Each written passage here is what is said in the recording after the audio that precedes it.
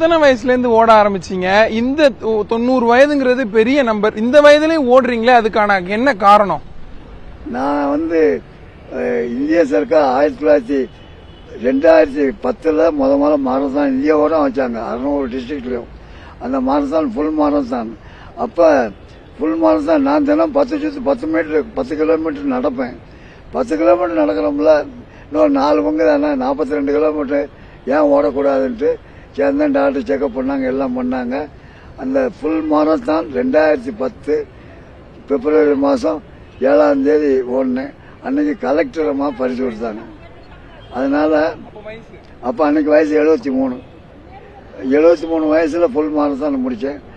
அது அன்னைக்குலேருந்து இந்த ஆர்வம் வந்தது. இந்த மாஸ்டர்ஸ் அத்லெட்டிக்கில் சேர்ந்தேன்.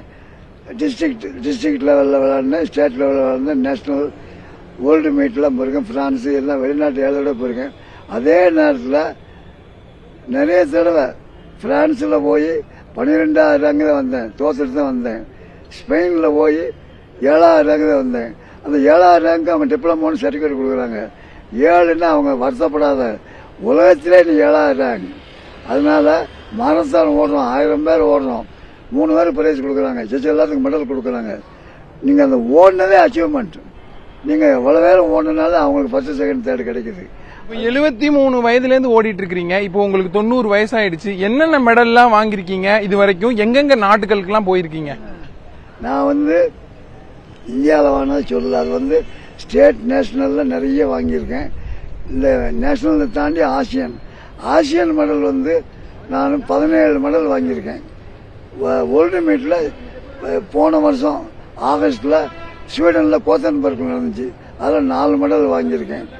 அப்ப 22வது ஆசியன்ல 6, பிலிப்பைன்ஸ்ல வாங்கினேன். இப்ப 23வது ஆசியன் சென்னையில் நடக்குது. இதுல இன்னைக்கு வரைக்கும் 2 மெடல் வாங்கியிருக்கேன்.